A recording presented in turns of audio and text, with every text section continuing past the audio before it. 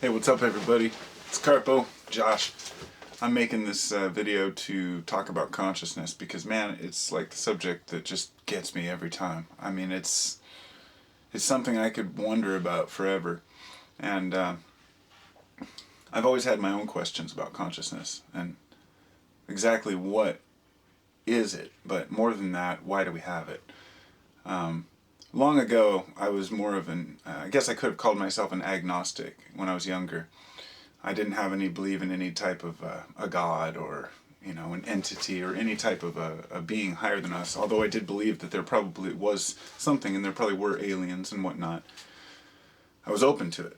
But over the years, one can choose to look at the secrets around them to boost whichever particular view they have, whether they're, let's say, atheist or religious, if you want to take the two extremes. A person could explain everything that happens through scientific terms and claim that it's all natural processes. And a religious person could claim that it's all God processes. And somewhere in the middle are the rest of us who think that there's probably a greater power, but something we can't understand. It took me years to actually decide whether I really believed that there was a consciousness beyond ours. Not that I wasn't humble enough to think that, we weren't superior, but just that I wanted to know why this thing didn't present itself. Why this God, if you will, didn't show us exactly the path. And over my years of research, I've come to understand that we're not designed or destined to understand that because it's too complex. It's a very complex issue. I don't want to get too into it, but the more you think and understand about the differences of people and the opinions people have and conflicts and resolutions, you realize that humanity is based in, we have enough to think about already without understanding all the roots of life and everything. But what I wanted to say is that over the years, the consciousness has got to me to where it was one of the deciding factors in my belief that the universe is God in a way, and that we are, if you will, synapses in the brain of God, that we are all connected through these conscious experiences that we have in this three-dimensional reality, which we could speculate on how real it is forever and exactly what it is and what atoms are. But there's one thing that really stands out that can't really be speculated too much on, is consciousness, as far as explaining how natural evolution would have brought consciousness to be. It is not something that you would think nature would need or need to create. In other words, when I was younger, I started thinking, why do we have consciousness? And I thought, it makes more sense to me that it would be it would impede upon nature to have us conscious, because then we would be, in other words, it's serving no natural purpose. It doesn't follow the pattern of natural law, consciousness. And philosophers and scientists will, just ignore the point, but there is no way for it really to fit into the picture of biological evolution and material belief. So, interestingly enough, I like flipping my books open 2 pages in today. I flip to just the right one to kind of help me understand that issue a little better, to know that I'm not the only one who's, it's harder for me to explain it. It's this book, Enduring Issues in Philosophy, but, if you don't follow some of this kind of lingo, I don't blame you. I don't either, but it's harder when you're reading to people and then they're listening to you. I have a hard time listening to people read, but I'm going to do my best. And it's called Critical Evaluation of Brain-Mind Hypothesis. It says, a great point is made by all varieties of materialists that their brain-mind theories are in accord with natural law as it now stands. However, this claim is invalidated by 2 most weighty considerations. First, nowhere in the laws of physics or in the laws of the derivative sciences, chemistry and biology, is there any reference to consciousness or mind. Regardless of the complexity of electrical, chemical, or biological machinery, there's no statement in the natural laws that there is emergence of this strange non-material entity, or consciousness or mind. This is not to affirm that consciousness does not emerge in the evolutionary process, but merely to state that its emergence is not reconcilable with the natural laws as presently understood. For example, such laws do not allow any statement that consciousness emerges at a specified level of complexity of systems, which is gratuitously assumed by all materialists except radical materialists and panpsychists. The panpsychist believes that some primordial consciousness attaches to all matter, presumably even to atoms and subatomic particles, which this finds no support whatsoever in physics. It's kind of a radical theory. The consciousness attaches to atoms. You know, if you really think about it, that sounds very much like Scientology to me. Like these thetans or whatever that are attaching to you. It's interesting how people, you know, some of these ideas are taken from other ones. One can also recall the poignant questions by computer lovers. At what stage of complexity and performance can we agree to endow them with consciousness? Mercifully, this emotionally charged question need not be answered. You can do what you like to computers without qualms of being cruel. Second, all materialist theories of the mind are in conflict with biological evolution.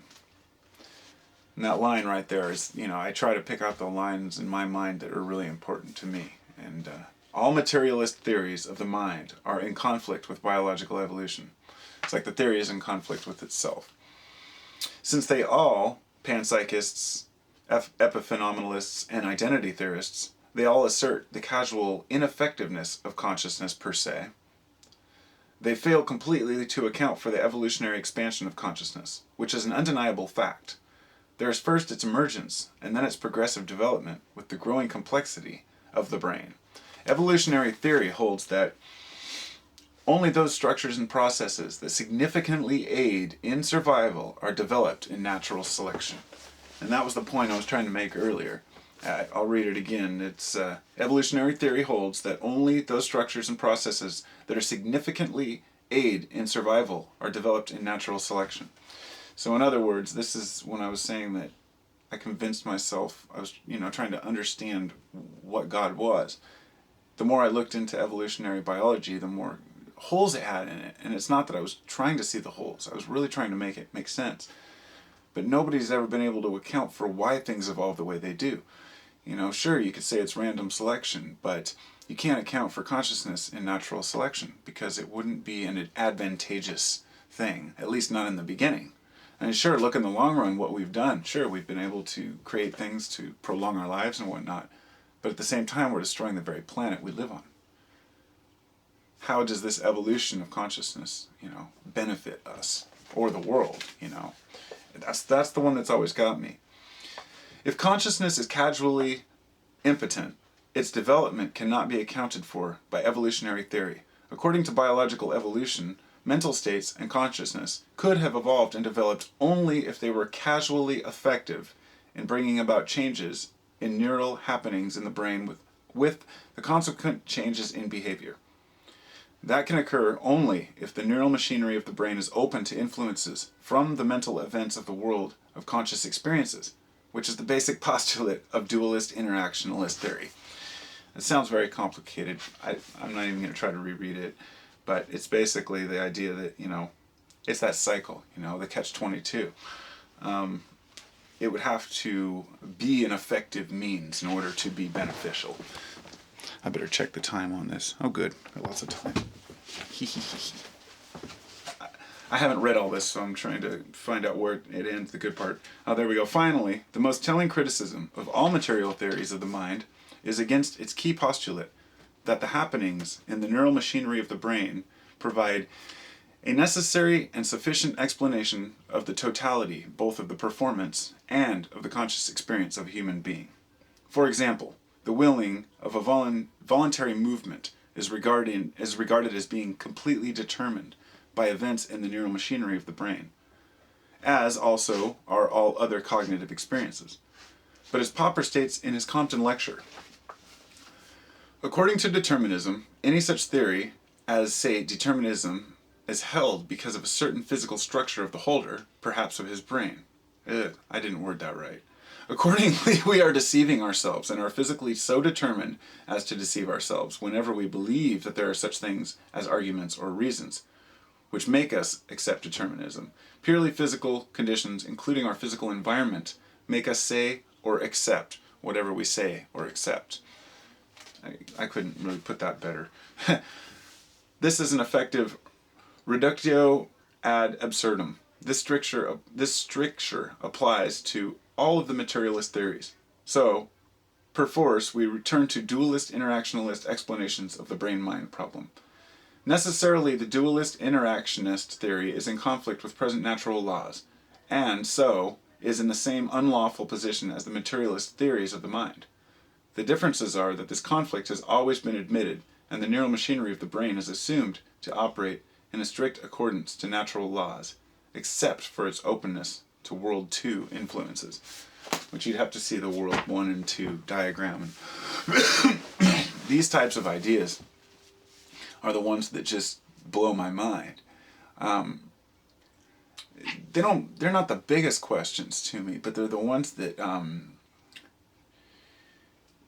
we're so distant from being able to, say, prove that our God and our belief system exists. Just as we're so far from being able to prove to others that no gods or belief systems are correct, as far as taking the two extremes to prove things. But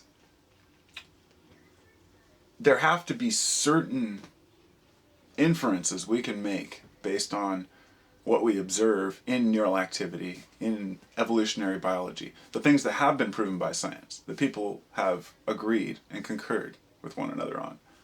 So we have certain things that we can understand, such as natural laws, we understand it. If you can find a loophole in some of these things that we believe, that's where you start to find the answers that you're looking for if you're trying to understand how people think. There's never going to be a resolution on these issues, just like materialism versus non-materialism, I guess, or dualism, versus non-dualism, and all these silly something versus non-something.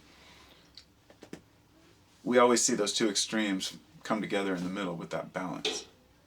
Always a balance in the middle. And it's very rare that one of the extreme views is correct on anything. Say a certain group holds half of a belief and the other half believes something else.